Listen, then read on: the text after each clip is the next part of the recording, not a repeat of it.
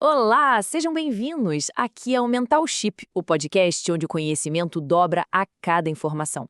Este é o 11º episódio da nossa série especial sobre Napoleão Bonaparte. Os links para os livros utilizados estão na descrição.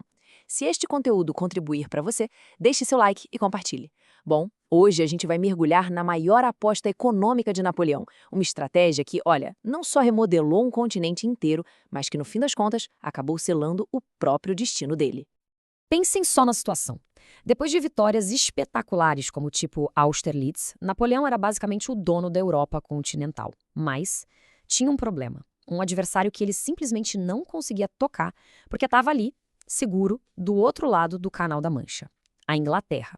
Então, fica a pergunta, né? Como é que se derrota um inimigo que não dá nem para alcançar para lutar? E essa era a grande obsessão dele. Napoleão sabia que quem derrotasse a Inglaterra seria o senhor do mundo. Era o que faltava para a dominação total. Só que invadir a ilha?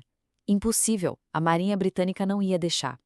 Então ele precisou pensar fora da caixa.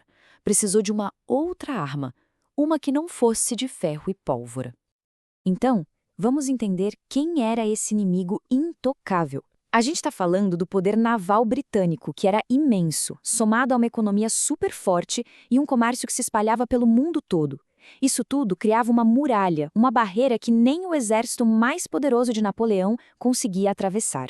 É isso? Em terra firme, Napoleão era o cara, quase invencível. Mas no mar, a história era outra. Ele não tinha como competir.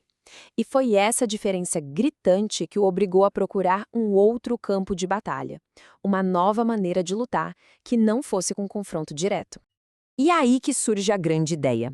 Se não dava para vencer a Inglaterra no canhão, a estratégia seria outra: atacar onde doía mais, no bolso. A ideia era estrangular a economia britânica. Nascia ali um conceito de uma guerra invisível, uma guerra travada não nos campos de batalha, mas nos portos, nos mercados. O plano era de uma audácia absurda. A ideia era transformar a Europa inteira numa fortaleza econômica gigante. Proibir todo e qualquer comércio com a Grã-Bretanha. A meta? Cortar o acesso da Inglaterra aos mercados europeus e, com isso, quebrar a indústria deles por dentro.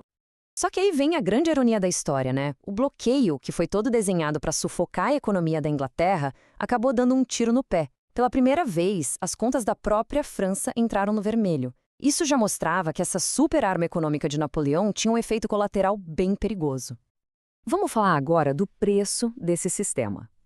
Porque, para essa arma funcionar, precisava de uma coisa: obediência total, cega, de todo mundo. O problema é que a Europa não era um bloco único, um império unificado. A gente está falando de vários reinos, cidades costeiras, comerciantes. E essa galera não estava nem um pouco afim de sacrificar o próprio negócio por uma guerra que, no fundo, não era deles. Essa estratégia acabou criando uma pressão interna gigantesca. Para se ter uma ideia, até aliados próximos, como o próprio irmão de Napoleão, que era rei da Holanda, começaram a reclamar abertamente dos prejuízos. O contrabando virou uma indústria à parte e regiões inteiras que viviam do comércio simplesmente quebraram. O resultado? Um descontentamento que só crescia. E essa citação aqui, gente, é perfeita para entender a cabeça dele. Ele não via a resistência como um problema prático, uma questão econômica. Não, para ele era pessoal, era uma traição.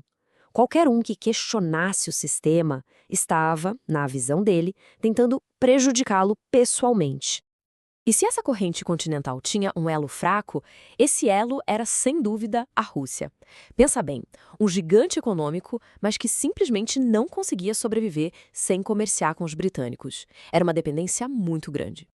E o ponto-chave aqui é o seguinte: a invasão da Rússia não foi só por ambição de conquistar mais terra. Na verdade, foi uma jogada de desespero. Era a única forma que Napoleão viu de forçar a Rússia a obedecer o bloqueio e, assim, tentar salvar o seu grande projeto econômico, que já estava fazendo água. Claro que ele vendeu a história de outra forma, né? Falou que era uma missão nobre para restabelecer as antigas fronteiras da Europa. Mas, na real, o objetivo era bem mais simples e prático: fechar o maior buraco que tinha se aberto na sua muralha econômica. E assim a gente chega ao fim do sonho. Aquela campanha desastrosa na Rússia foi consequência direta da teimosia de Napoleão em manter o sistema continental de pé a qualquer custo. A mesma estratégia que ele criou para vencer a guerra acabou sendo o que destruiu o império dele. Porque, olha, o que aconteceu na Rússia foi muito mais que uma derrota militar. Foi o fim do mito. O mito de que Napoleão era invencível simplesmente se quebrou em 1000 pedaços. Aquela arma econômica que ele criou se virou contra ele e começou uma reação em cadeia que, no fim, derrubou tudo. No fim das contas, o homem que achava que podia controlar o destino de um continente inteiro teve que encarar o seu próprio destino. O sistema continental, que foi a sua maior e mais engenhosa tentativa de derrotar a Inglaterra, acabou se tornando o motor da sua própria destruição. Uma ironia trágica.